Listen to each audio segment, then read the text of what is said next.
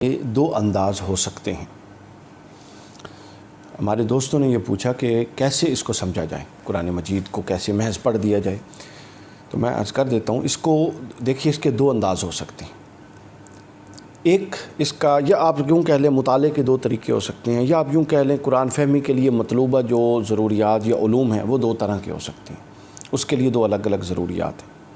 ایک تو یہ کہ اگر آپ قرآن مجید کا فنی مطالعہ کریں تو ایک یہ حصہ ہو جائے گا کہ اگر فنی نوعیت کا مطالعہ کریں تو کیا کیا چاہیے، کس کس نوعیت کے علوم پر آپ کی دسترس یا کم از کم آپ ان سے گو تھرو ہونے چاہیے۔ اور دوسرا یہ ہے کہ نصیحت حاصل کرنے کے لیے قرآن مجید کا مطالعہ کیا جائے تو پھر ریکوائرمنٹس کیا ہیں۔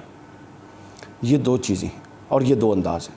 ایک طبقہ یا ایک بندہ وہ ہے جو اس لیے کرتا ہے کہ نہایت گہرائی اور گہرائی میں جائے اور قرآن کے جو فنی مباحث ہیں ان تک رسائی حاصل کرے، اس کا بالکل ضروریات مختلف ہیں۔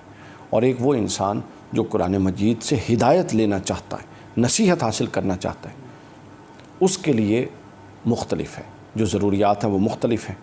اب ہمارے ہاں ایک یہ بھی تصور ہے کہ پہلے کے لیے سمجھا جاتا ہے ضروریات بہت زیادہ ہیں، دوسرے کے لیے بہت کم ہے۔ میں وہ ساری چیزیں عرض کر دیتا ہوں مختصر وقت میں۔ دیکھیے، جہاں تک قرآن مجید کے فنی مطالعہ کا تعلق ہے، اس سلسلے میں بہت سے علوم کی ضرورت ہے، اور جو علماء تفسیر ہیں، مفسرین ہیں، انہوں نے بہت لمبی فہرست دی ہے۔ قرآن، پھر علوم القرآن، پھر حدیث، پھر علوم الحدیث، فقہ، اور آگے اس سے پہلے پھر عربی جاننا، صرف، نحو، بلاغت، آگے سے آگے تک بہت ساری ایک طویل فہرست ہے۔ اچھا، اب یہ ساری بات تو ہم سمجھ گئے، اور یہ ہمارے ہاں ایک تصور بھی موجود ہے کہ قرآن کو اچھے طریقے سے سمجھا نہیں جا سکتا جب تک آپ کی ان قدیم علوم پر جو اسلاف نے متون کیے ان پر آپ کی دسترس نہ ہو۔ لیکن ایک حدیث کی روشنی میں اس میں اضافہ چاہتا ہوں، کلیئرٹی چاہتا ہوں۔ حضور صلی اللہ علیہ وسلم نے بیان فرما دیا کہ قرآن کے عجائب کبھی ختم نہ ہوں گے۔ بہت ساری احادیث ہیں جس کا یہ مفہوم ہے، اور قرآن کی اپنی بھی کئی آیات سے بالواسطہ اس نوعیت کے یہ مضامین سامنے آتے ہیں۔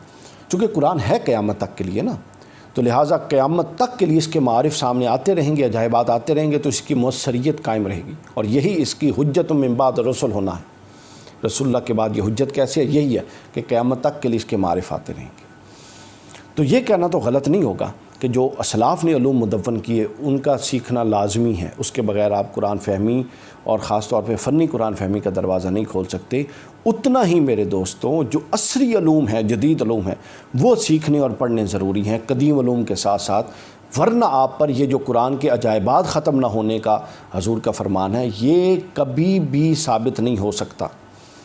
جتنا ضروری، جس طرح قدیم علوم پر آپ کی اگر آپ کی نظر نہیں ہے تو آپ قرآن کے مطالعہ اور اس سے کامل استفادہ نہیں کر سکتے، اسی طرح جب تک آپ کی جدید علوم پر گرپ نہیں ہے اور جدید علوم پر آپ کی نظر نہیں ہے، سائنٹیفک علوم پر آپ کی کسی نہ کسی حد تک نظر نہیں ہے، جدید معاشرتی تصورات پر آپ کی نظر نہیں ہے، جدید افکار و نظریات پر آپ کی نظر نہیں ہے، آپ یقین کر لیں کہ پچھلے علوم سیکھنے کے باوجود آپ قرآن سے وہ نہیں نکال سکتے جو نکالنا ہے۔ اگر کسی کے پاس محض جدید علوم ہے اور قدیم علوم پر نظر نہیں ہے تو وہ بھی نہیں نکال سکتا، اور جس کے قدیم علوم پر تو نظر ہے اور جدید علوم پر نہیں ہے وہ بھی نہیں نکال سکتا۔ دونوں میں یہ سکم ہے، دونوں میں یہ مارج البحرین ہوگا تو قرآن کے فنی معارف اور ان گہرائی اور گہرائی کا مطالعے کا دروازہ انسان پہ کھل سکتا ہے۔ تو ہمارے ہاں چونکہ غلط فہمی ہے کہ صرف آپ نے درس نظامی پڑھ لیا، اور وہ بھی 300 سال پرانا درس نظامی، وہ پڑھ لیا تو قرآن معارف دے گا، ایسا کبھی نہیں۔ کون سی کتاب ہے جو آپ 300 سال پرانی پڑھ کے خوش ہوتے ہیں؟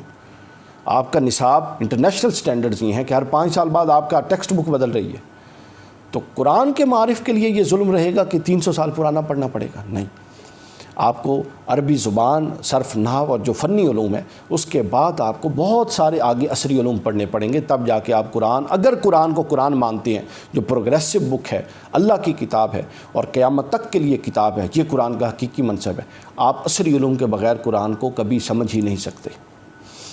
آگے چلیے، دوسرا حصہ ہے نصیحت حاصل کرنے کے لیے قرآن کا مطالعہ۔ جہاں تک اس کی بات ہے تو اس کے لیے عربی زبان سے واقفیت کے بعد جس چیز کی سب سے زیادہ ضرورت ہے وہ تقویٰ ہے۔ اس کی تصدیق خود قرآن کرتا ہے۔ ہدی للمتقین، بالکل بقرہ، سورہ بقرہ کے آغاز میں فرمایا، یہ ہدایت دیتا ہے تقویٰ والوں کو۔ پھر اس کے بعد اور بھی آیات بہت ساری، اتقوا اللہ ویعلمکم اللہ۔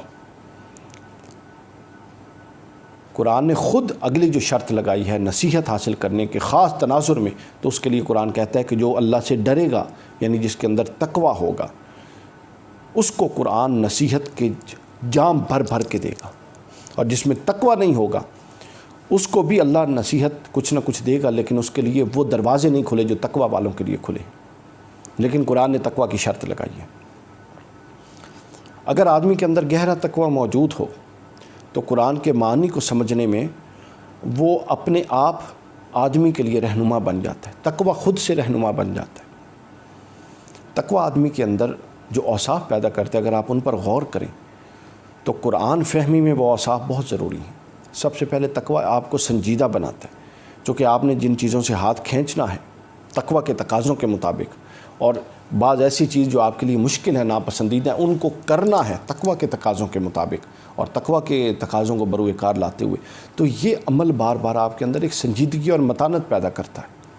یعنی آپ کے اندر سے جذباتیت اور آپ کے اندر سے عارضی پن ختم کر، سنجیدہ ہو جاتے ہیں، آپ دور رس ہو جاتے ہیں، چیزوں کو زیادہ ڈیپتھ میں دیکھنا شروع کر دیتے ہیں، رائے دیتے ہوئے محتاط ہو جاتے ہیں۔ یہ تقوی کے تقاضے ہیں۔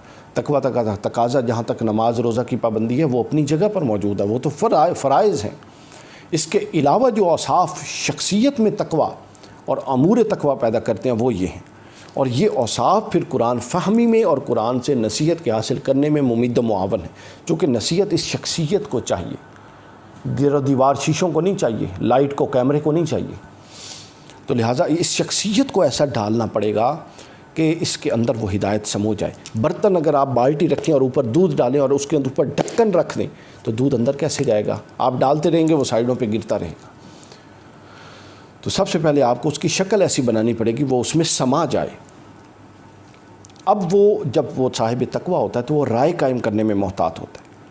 یہی چیزیں آدمی کو صراط مستقیم پر چلنے میں مددگار ہوتی ہیں، چونکہ وہ ہر لمحہ سوچ رہا ہوتا ہے، ہر وقت غور فکر کر رہا ہوتا ہے۔ سمجھ آئی نا؟ تو اصل چیز یہ ہے۔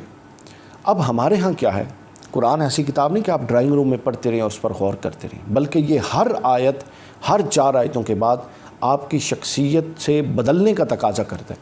وہ آپ نے قرآن پر پیش کرنا ہے خود کو، اور جیسے موم ہوتا ہے، موم کی ناک جس کو ہم کہتے ہیں، جس رخ قرآن موڑے گا ہم نے مڑ جانا۔ پرابلم یہ ہے کہ ہم قرآن کو محض پڑھتے ہیں، اپنے آپ کو قرآن کے آگے پیش نہیں کرتے، ڈال نہیں دیتے، جس طرح میت غسال کے ہاتھوں میں ہوتی ہے نا، ہمیں اپنے آپ کو قرآن کے آگے یوں ڈال دینا ہے، اور پھر جو قرآن حکم دے اس کے مطابق ڈھلتے جائیں۔ یعنی قرآن کے مطابق مطلوبہ شخصیت تو پیدا کریں نا، وہ شخصیت کا پیدا ہونا ہی بنیادی طور پہ نصیحت ہے۔ یہی اصل راز کی بات ہے۔ نصیحت یا ہدایت کوئی ایسی چیز نہیں ہے جو آپ پہ نازل ہوگی، بلکہ نصیحت اور ہدایت ہے ہی یہ کہ آپ قرآن کے مطابق خود کو بدلتے جائیں، اور جس چوک پہ قرآن کہتا ہے کہ اس کو یوں کرو، جس جگہ پہ قرآن کہتا ہے کہ یہ شے اپنے اندر ڈالو، جس جگہ قرآن کہتا ہے کہ اس کو نکالو، وہ ڈالتے اور نکالتے جائیں، اور قرآن آپ کو نتیجہ والناس پہ جب پہنچیں گے تو آپ جو شخصیت سامنے ہوگی وہ قرآن کے مطلوب انسان کی شخصیت ہوگی۔ ہر آیت کے عملی تقاضے پورے کرنے ہیں، تب جا کے قرآن کی نصیحت حاصل ہوگی۔ کچھ چیزیں قرآن آپ کے مطابق، کچھ چیزوں کے مطابق جب آپ اپنے آپ کو، یعنی قرآنی احکام کے مطابق اپنے آپ کو بدلنا شروع کر دیں گے تو پھر آپ پر ایسے ہدایت کے دروازے کھلیں گے جو اس کے علاوہ نہیں کھل سکتے۔ یہ 2 انداز ہیں۔ تو دوسرا انداز تو ہر ایک پر فرض سمجھ لیجیے، لازمی ہے، اور اللہ رب العزت ہمیں پہلے انداز کی طرف بھی راغب فرمائے۔ بہت شکریہ۔